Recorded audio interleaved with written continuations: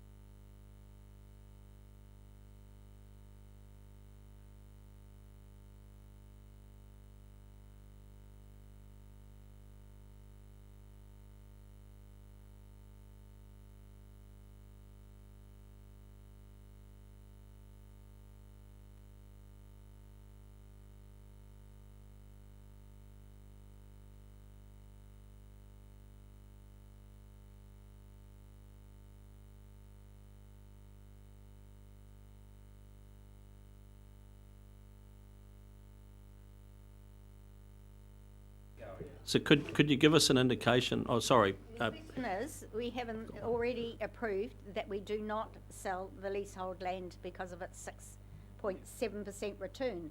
Now that question is going to come up again next year, and maybe the returns are not so good and we do decide to sell it that year, but there is no commitment to selling it. And I don't think, until we've made a decision to sell, we're on a decision, a wise path to say, well, let's assume that that is sold. The moment it's getting 6.7% return, that decision has to be made by council in the next AP. Chair, that is actually really correct. It's because it's what, but nevertheless, it's what half of Auckland's doing. House price goes up, they go and buy a boat, and that's what we're doing. And I think we have the balance sheet to do that, but that's what we're doing. So just We're saying our balance sheet's gone up over here, and we're calculating for it, and we're doing something over here as a result of that. can you, well, just a question on that, Mr. Collins, can you tell us what sort of volume would be a comfortable borrowing figure, certainly for capital works anyway?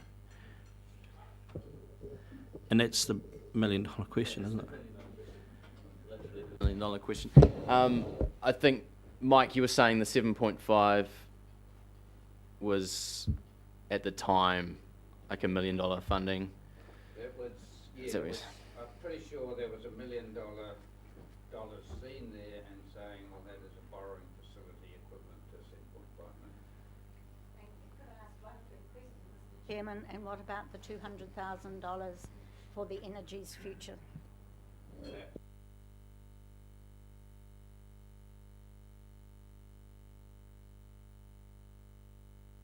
money for the open space is less that. Liz, are you aware of regional councils that have that own campgrounds? Because the only campgrounds I know that are in community ownership are through district councils. I'm not aware of any regional councils that do. Not to say that they don't, but I have not heard of any. But you're right, I do know of Auckland Council, a unitary. There may be some unitaries that would, yeah. But could I just add on that, that the former Auckland Regional Council had substantial holdings of open space land. Yeah, they had regional parks, yeah, but I think you're asking specifically about campgrounds? Yeah. I understand that. But that's what it was. Just can we have one conversation here, Councillor Dick, please? If you've got a question, we might all like to hear the answer. So, with the microphone, please. Asking the question, where and how would you handle the borrowing commitment without recourse to rates increase, simply? And by how much? Right, so for example, if we decided to borrow the 300,000 that we're talking about next year for the annual plan, we've got, as Paul was trying to explain, we've got a reserve which is set aside to fund that borrowing, that 7.5 million. It peters out over, I think, the first 6 years of the annual LTP, and those are all paid off, and that reserve is then empty, which is our issue, that we have nothing in there to give away. If we borrowed the 300,000 next year, we do have that 6 years worth of funding available at the moment that we could handle paying that along with the ones we're already paying. We would just run out at the end, so we'd have to top that up, and that's when the sale would have to be done to top that up. And that's I guess the $1 million question is how much, if any, we would have left over to do that. So you may, depending on how much you committed, Mr. Chairman, you could end up with a residual rates commitment, if not now, in the future.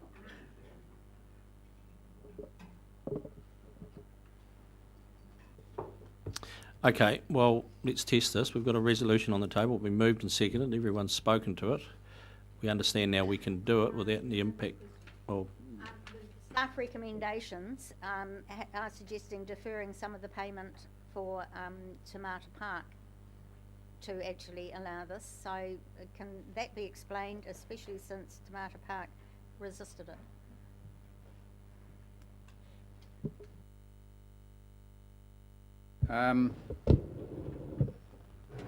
The Tamata Park provided a program of works with it. I'm not sure that Tamata Park did resist anything yesterday. I thought they agreed with it, but yeah. So they came up with a program of work, some of it for next year, some of it for the following year, and I think there was even stuff in the year following that. Subsequent to that, and just this morning, I did receive an email from Bruno regarding the forestry, saying highly unlikely that they could get a forestry crew in there this summer as was originally planned to harvest those, just because of forest crews are fully committed, and so that is likely to extend out further. So, you know, they I think they're pretty comfortable with the program, and it's just, you know, that they will not be drawing down the full 500,000 next financial year, and may even have some residual 2 or 3 years out from that. Well, no, that was a valid question, and it was answered, I think. And it may help Councillor Scott get a head around this resolution, which I'm going to test very shortly. Are there any other questions around the funding? I think the question that Councillor's trying to get to, if we do this, we're not going to take it away from anyone, any existing obligations, because which we did with the oil seminar. We took the 200 grand away, and So is that a fair summation? guess the money, the money's uncertain, I guess, is so there's not a pool sitting there that's unallocated. No. It's that issue that we have in that in the future there may be a pool. That's probably the issue, I guess. Okay. So, look, the decision has to be made today on Waipariki. It's been moved and seconded. I think there's been a robust discussion on it. We've now had some clarification on the funding. I'll put that motion. All those in favour, please say aye. Aye. And against? Against. Okay, carried. Thank you. Okay, well, let's now get into other parts of the list, because I think the indication we've had is the cupboard is pretty much empty on that. So how, probably ask the Chief Executive's advice here. How do you think we should work through this? Just start at the beginning of this paper and work through it? Yes, I think so. So the first one is on page 43 of the agenda, and it's submission number 2, the Cape Coast Arts and Heritage Trust. So any questions around that? Can we update that list with the playground, please, and see the overall impact on rates? Oh, the Wairoa District Council playground? Yep. Yeah. Which is 100,000. Can I make a suggestion alternative to you, Chair? Trying to be helpful. Given that we've got a limited amount of money available, I wonder whether it'd be worth our while going around councils and asking for what they would see as their priority, and to see where the overlap was. You know, we get 2 or 3, probably 2 or 3 preferences. We can then work out from that what we're going to do. Because we work on this one, well, I'm, you know, this we work through the list. It doesn't seem to be the right order. That's all. Possibly not, but I mean, that's just going to add another layer of conversation. We have to make a decision on each of these items. I think we just work through them myself. And the overlaps will be obvious when we get there. I see what you're saying. Because we do all the ones that we do to have a decision at the end, so we cannot fund them. Thank you very much for your application. Can't do it. We're going to do these ones. Councillor Scott. Chairman, we've got some information up there which may help us in guiding us in the decision making. We've gone out to consult on a 4.95% rates increase. We've pointed out that we've brought that down from the annual plan, which is 5.65. That list puts it up to 9.49, or 9 point something. Sorry, I've lost. Yeah, 9.42. So that would be well out of what we've consulted on, and perhaps we need to keep that list in mind. You know, that's a good list to have. This is what we really wanted last time. Well, so Business Hawke's Bay, gone. Why don't we work through in the order of the stuff that's in the papers? Business Hawke's Bay? That's what I've been saying. Well, The Business Hawke's Bay is the first one. That's the first one. It's on page 1. Oh, the order of the list up there you're talking about. Okay. And I Okay. move there be no increase. Okay, further discussion? So, I think Business Hawke's Bay, we're big supporters of them now at the $100,000. I think they're settling in. They do a pretty good job. The economy is going to tick along without them, to be frank, because we're on a commodity high and we could be on that commodity high for some time. But nevertheless, I think they're a really good bunch of people. But we're their boots and all at the moment, and I don't think we should commit anything further. Okay, Councillor Pike. Yeah, I think they do a great job, but I think we're awaiting the regional economic development strategy, and that's an important component of the whole funding aspect. So I wouldn't support it at this particular time. Okay, Councillor Hewitt.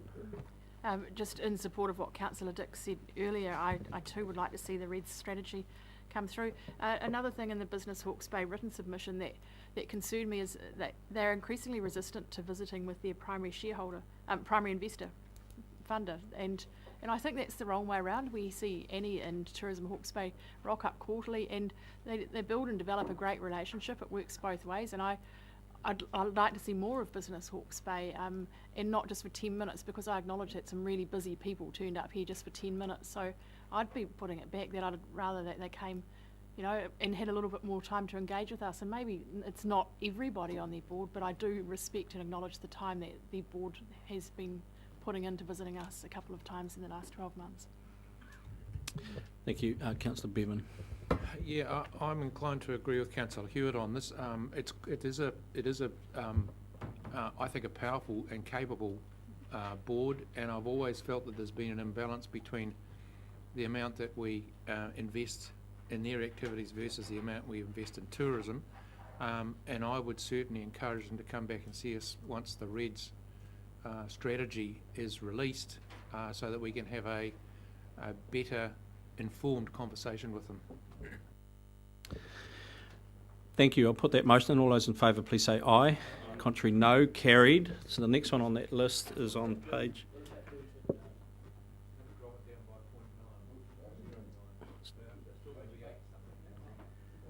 Okay, so Cape Coast Arts and Heritage Trail, are there any questions around that? In the paper, there's submissions on tourism. Oh, so you're in a different section, councillor, but there is some submissions on Hawke's Bay tourism. Do you want to get those done? Well, no, let's deal with this list. We've made that Only one. engagement, Councillor Dick. So let's go to page 43, which is the Cape Coast Arts and Heritage Trust, Mr. Martin Bate. Request be declined. Seconder for that. You happy to second that, Councillor Dick? You wish to speak to that? Mr. Chairman, it's a great project. There's no doubt about it, but the only alternative is a rates increase, and I think we have to be very mindful of the fact that we have done a lot of work to bring that under the annual plan, under the long-term plan, and it's still a significant rates increase. And I just don't think that nice to have projects are justified in a rates increase. It is nice to have, but I think it might have to be sponsored by private businesses or something like that. Seconder, wish to speak? Other speakers? Councillor Belford.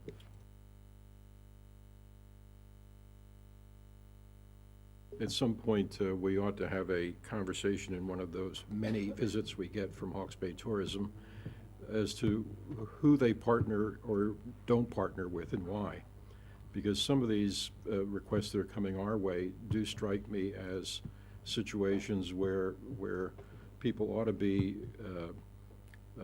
partnering in some effective way to improve the product that we're offering in the Bay. This is an effort to improve the product we're offering in the Bay in a somewhat slight way, but, you know, important. We can't afford to fund it, but we're giving these people a lot of money at Hawke's Bay Tourism to sell this region. And there are a lot of other people who are trying to do the same thing, and I don't see much sign that there's a real interest on the part of Hawke's Bay in talking to some of these people. Okay. Thank you. I'll put that motion, and all those in favour, please say aye. And to the contrary, no.